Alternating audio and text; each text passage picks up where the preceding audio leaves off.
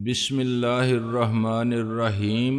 گمنام ہیرو کے معزز ناظرین، السلام علیکم۔ آئیے چلتے ہیں کہانی کی طرف۔ مجھے اندیشہ ہے کہ اب وہاں کھدائی ہو تو کہیں زمین سے خون کے چشمے ہی نہ ابل پڑیں۔ اب تو خیر ویسے ہی انہیں کھدائی کی فرصت نہیں، پورا ملک توپوں وغیرہ کے گولوں اور بموں سے کھدا پڑا ہے، اوپر سے معاشی حالت تباہ ہے۔ چنانچہ انہوں نے یہ مشینری ترکی کے ہاتھ بیچ دی ہے جہاں تیل موجود ہے۔ مزید چند منٹ اس بات چیت میں گزرے، پھر میں اپنے کیبن کی طرف واپس آ گیا اور آرام کرنے لگا۔ سفر کا اختتام قریب تھا اور ابھی تک میں کیتھرین کے مسئلے کے بارے میں کچھ نہیں جان سکا تھا، تاہم کچھ اندازہ قائم کرنے کی بساط بھر کوشش کر رہا تھا۔ دوسرے روز الصبح جہاز نہر سوئس سے نکل آیا اور کھلے سمندر میں داخل ہوا۔ میں اپنے کیبن سے نکل کر ریلنگ پر جا کھڑا ہوا۔ تھوڑی دیر میں یکے بعد دیگرے کیتھرین اور کلاکر بھی اپنے کیبنوں سے نکل آئے اور طلوع آفتاب کا نظارہ کرنے لگے۔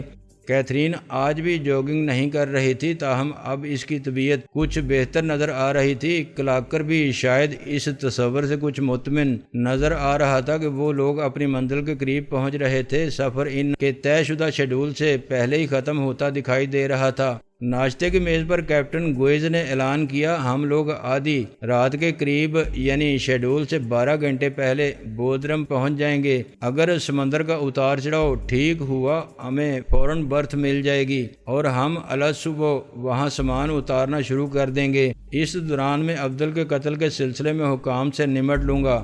میرا خیال ہے وہ پوچھ گچھ تو سب سے کریں گے، لیکن امید ہے ہم لیٹ ہوئے بغیر آگے روانہ ہو جائیں گے۔ جب دوسرے لوگ ہماری طرف متوجہ نہیں تھے تو میں نے نیچی آواز میں کیپٹن سے پوچھا، میرا کیا بنے گا؟ میرے پاس تو پاسپورٹ تک نہیں ہے، مجھے تو فوراً مشکوک سمجھ لیا جائے گا۔ تمہیں پریشان ہونے کی ضرورت نہیں، اس نے دوستانہ انداز میں مجھے تسلی دی۔ میں نے تم سے اتنی رقم تمہیں اس قسم کی پریشانیوں سے محفوظ رکھنے کے لیے ہی لی ہے، تمہیں سامنے آنے کی ضرورت ہی نہیں۔ میں کسی سے ذکر ہی نہیں کروں گا کہ تم بھی جہاز پر موجود ہو۔ اتنے بڑے جہاز پر چھپے رہنا کوئی مشکل مسئلہ نہیں۔ اگر کسی نے میری موجودگی کی مخبری کر دی، میں نے پوچھا، میرے کریو سے تو کوئی ایسا نہیں کر سکتا، باقی صرف 2 مسافر رہ جاتے ہیں، انہیں پتہ ہی نہیں چلے گا کہ تم سے کچھ پوچھ گچھ ہوئی ہے یا نہیں۔ وہ یہی سمجھیں گے کہ جس عمل سے وہ گزرے ہیں اسی سے تم بھی گزرے ہو۔ اس نے اطمینان دلایا۔ میں نے سوچا وہ جہاز کا کیپٹن تھا، اگر وہ میرے بارے میں فکر مند نہیں تھا تو مجھے فکر مند ہونے کی کیا ضرورت تھی؟ چنانچہ میں نے خود کو تانبے تقدیر چھوڑ دیا۔ کیپٹن گوئز کا خیال تھا کہ کھلے سمندر میں آ کر سفر زیادہ پرسکون گزرے گا، لیکن اس کی یہ توقع پوری نہ ہوئی۔ سمندر پرسکون نہیں تھا۔ تلاطم کی وجہ سے دوپہر تک کیتھرین کی طبیعت اتنی خراب ہوئی کہ اس نے دوپہر کا کھانا بھی نہ کھایا۔ اسے ایک آدھ قے ہوئی اور اس کے بعد بھی ابکائیاں آتی رہیں۔ شام تک کلاکر کی رنگت بھی زرد نظر آنے لگی۔ مجھے اس دوران جنتر نظر آیا تو میں نے اس سے پوچھا، تمہارا تجربہ کیا کہتا ہے؟ سمندر کب تک اس طرح رہے گا؟ بے چارے مسافروں کی حالت خراب ہو رہی ہے۔ تم تو بالکل ٹھیک نظر آ رہے ہو۔ وہ میرے سوال کا جواب دینے سے پہلے مسکراتے ہوئے بولا، میں تو ذرا ڈھیٹ اور سخت جان واقع ہوا ہوں۔ میں نے جواب دیا، میری بات چھوڑو، میں تو کیتھرین اور کلاکر کی بات کر رہا ہوں۔ سورج غروب ہونے تک وہ بھی ٹھیک ہو جائیں گے۔ ہمارے حساب سے تو سمندر پرسکون ہی ہے، یہ تلاطم تو کچھ بھی نہیں۔ وہ اطمینان سے بولا۔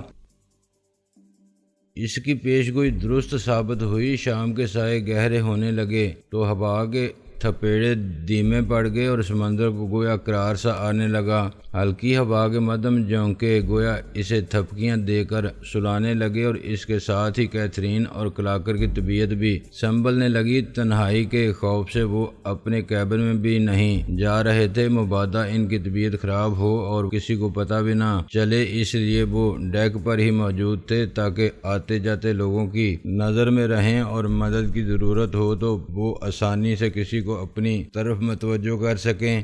کیتھرین کی حالت بہتر دیکھ کر مجھے اطمینان ہوا، لیکن ساتھ ہی ایک اور اضطراب سا لاحق ہو گیا۔ میں ریلنگ کے پاس کھڑا افق کی طرف دیکھ رہا تھا جب مجھے شبہ ہوا کہ میں نے کسی بڑے جنگی جہاز کا ہیبلا اپنے جہاز کی طرف بڑھتے دیکھا ہے۔ میں اسے زیادہ واضح طور پر نہیں دیکھ سکا کیونکہ اس وقت تک سورج مکمل طور پر ڈوب چکا تھا اور افق پر بہت تیزی سے اندھیرا چھا رہا تھا۔ میں اسی سمت میں دیکھتا رہا لیکن جب اندھیرا گہرا ہو گیا تب بھی مجھے کسی جہاز کی روشنیاں نظر نہ آئیں۔ بالآخر میں نے یہ سوچ کر اس کا خیال ذہن سے جھٹک دیا کہ شاید وہ جہاز کسی اور سمت میں سفر کر رہا ہو۔ رات کو 10 بجے کے قریب میں جہاز کے فین ٹیل والے حصے میں کھڑا تھا کہ کیتھرین بھی ٹہلتی ہوئی ادھر آ نکلی۔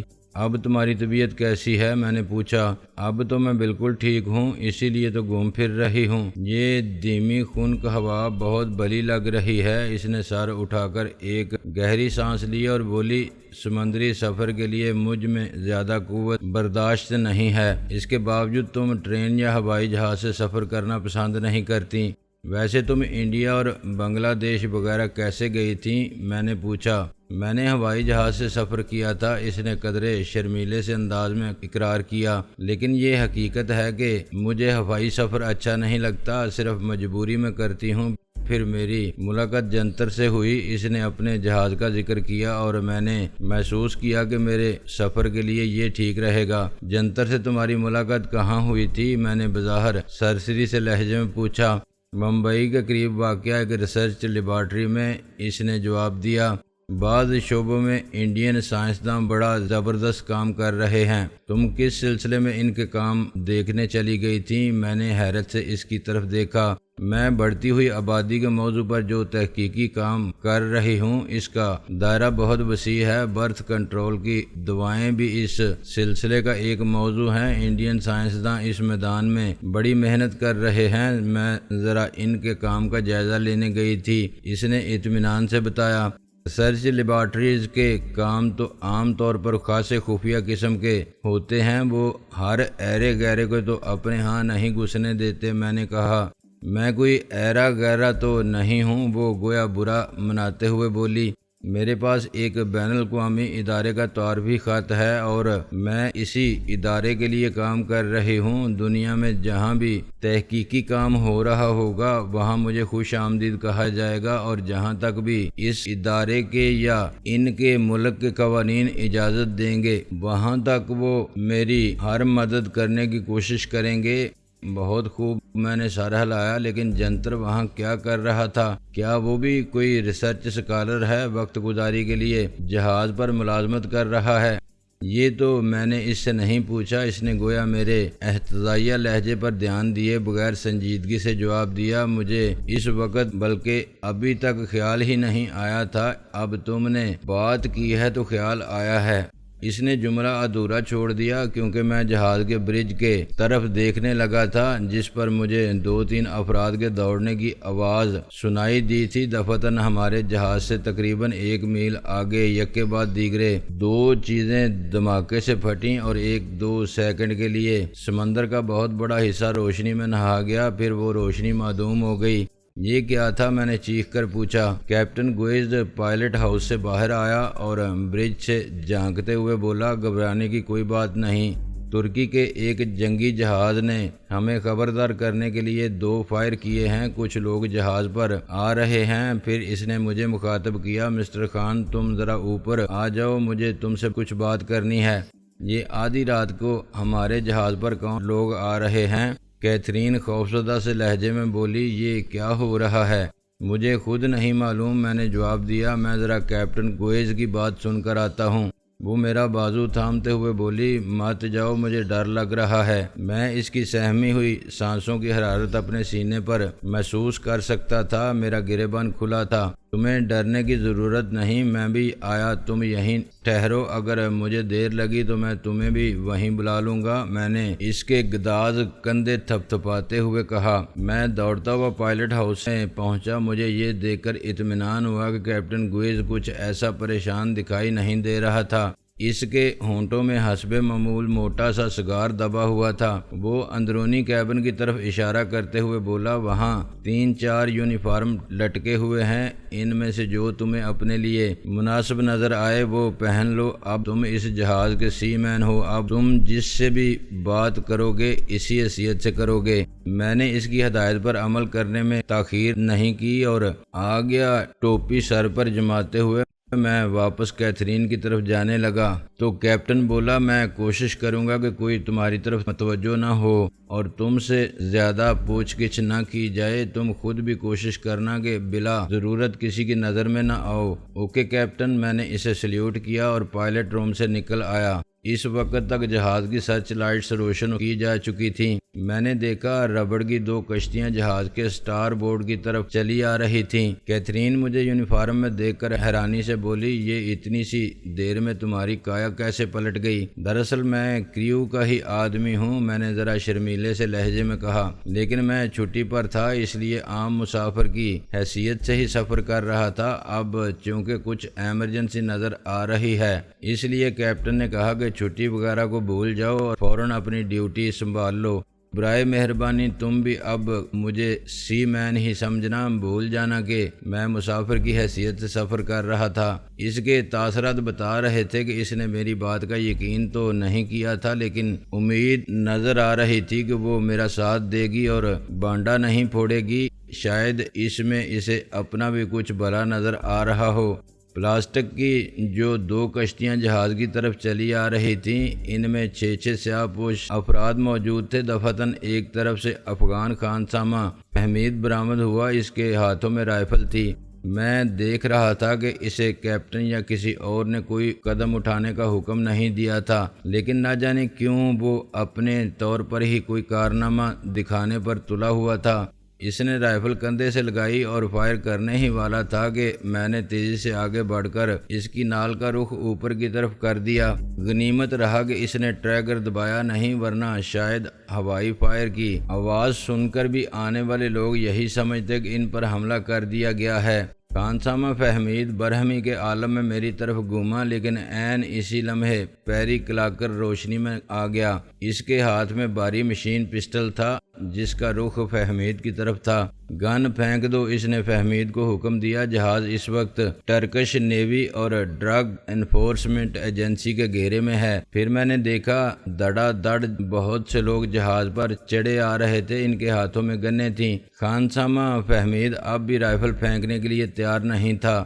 وہ کچھ جنونی اور خر دماغ سا آدمی معلوم ہوتا تھا۔ اس کی رائفل کی نال ابھی تک میرے ہاتھ میں تھی۔ میں نے ایک موہوم سے اندیشے کے تحت رائفل چھوڑی نہیں تھی۔ اس شخص کا کچھ بھروسہ نہیں تھا کہ کوئی ایسی حماقت کر گزرتا جو سب کے لیے مصیبت بن جاتی۔ اس گدھے نے مجھ سے زور آزمائی کی کوشش کی اور ایک جھٹکا دے کر رائفل کی نال میری گرفت سے نکال لینا چاہی۔ میں نے محسوس کیا اب وقت تھا کہ اسے اپنے زورے بازو کی ایک آدھ جھلک دکھا دی جاتی۔ اس کا جھٹکا دینے سے تو رائفل کی نال میرے ہاتھ سے نہ نکل سکی، لیکن میں نے اسی طرح نال پکڑے پکڑے اسے ایک جھٹکا دیا تو وہ دور جا گرا۔ رائفل اس کے ہاتھ سے میرے ہاتھ میں آ گئی اور اس کا سر ڈیک کے جنگلے سے جا ٹکرایا۔ اگر جنگلہ نہ ہوتا تو شاید وہ پھسلتا ہوا سیدھا سمندر میں جا گرتا۔ اس کی اکڑ پھونک کافی حد تک نکل گئی اور وہ وہیں پڑا رہ گیا۔ میں نے رائفل ایک محفوظ کونے میں پھینک دی۔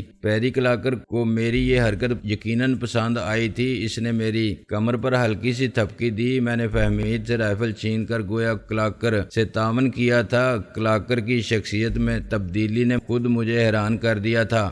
اس نے اعلان کیا تھا کہ جہاز ٹرکش نیوی اور ڈرگ انفورسمنٹ ایجنسی کے گھیرے میں تھا، لیکن خود پیری کلاکر کون تھا؟ مجھے اس سے یہ پوچھنے کا موقع نہ مل سکا کیونکہ اس دوران گہرے رنگ کے لباسوں میں بہت سے مسلح افراد جہاز پر چڑھ آئے تھے۔ وہ نہایت پھرتی سے جہاز کے مختلف حصوں میں اس طرح بکھر گئے کہ جہاز کے ایک ایک کونے پر نظر رکھی جا سکے۔ وہ اپنے کام میں بہت ماہر معلوم ہوتے تھے، تاہم ان کا رویہ جارحانہ نہیں تھا۔ انہوں نے کسی شخص پر بندوق نہیں تانی تھی۔ فی الحال انہیں گویا حملے وغیرہ سے کوئی خاص دلچسپی نہیں تھی۔ انہیں جہاز کی تلاشی لینے سے زیادہ دلچسپی تھی۔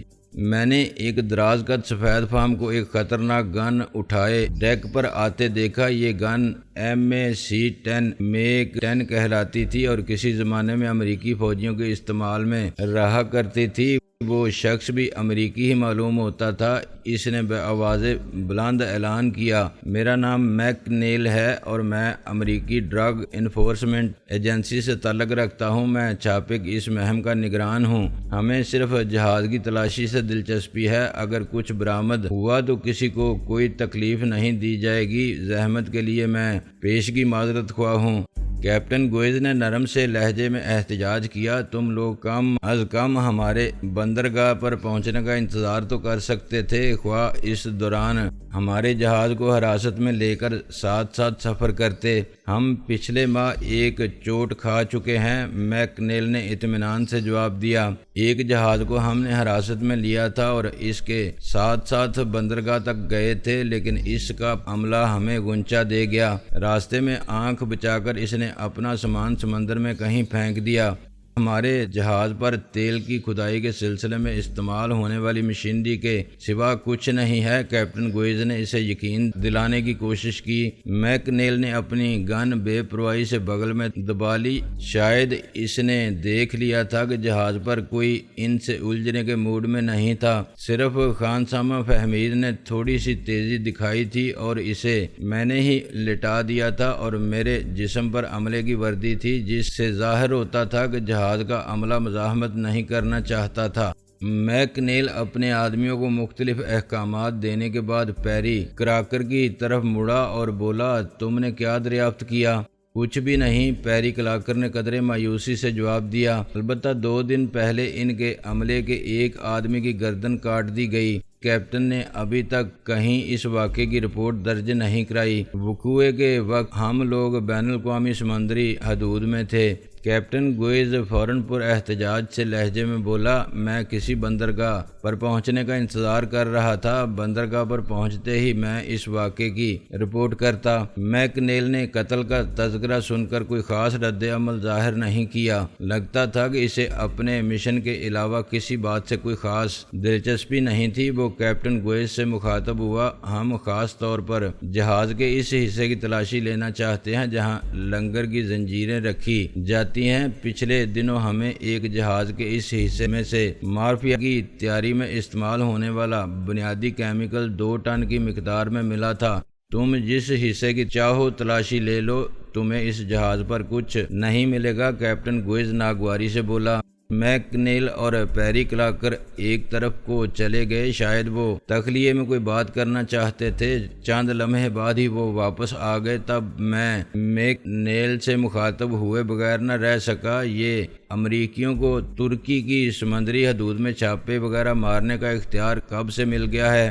میک نیل نے جواب دینے سے پہلے میرا سرتاپا جائزہ لیا۔ شاید اسے عملے کے کسی اور آدمی سے اس قسم کے سوال کی توقع نہیں تھی۔ عملے کو تو شاید یہ سوال کرنے کی ضرورت ہی نہیں تھی، ان لوگوں کو یقیناً اس کا پس منظر معلوم ہوگا۔ تاہم میک نیل بڑے تحمل سے بولا، ڈرگ انفورسمنٹ ایجنسی امریکی ادارہ ہے، لیکن پچھلے 1 سال سے منشیات کی سمگلنگ روکنے کی غرض سے ٹرکش پولیس کے ساتھ مل کر کام کر رہا ہے۔ ہم یورپ اور امریکہ کی طرف منشیات کی سمگلنگ کے 2 بڑے روٹ بند کرنے کی کوشش کر رہے ہیں۔ اس سمندری روٹ پر کئی بار ہم نے بہت بڑی مقدار میں منشیات پکڑی ہیں۔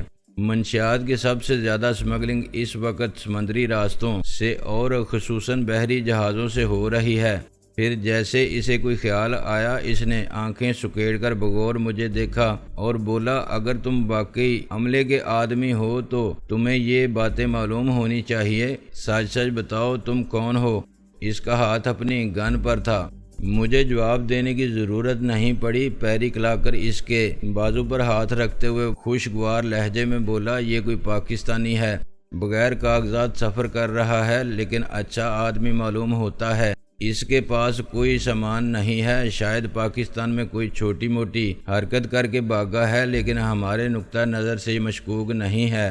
البتہ کیپٹن نے شاید اس بیچارے کو ہمارے شک و شبے سے بچانے کے لیے وردی پہنا دی ہے۔ اس نے گویا میری بارے میں اپنے باس کو مختصر لیکن مکمل رپورٹ دے دی تھی۔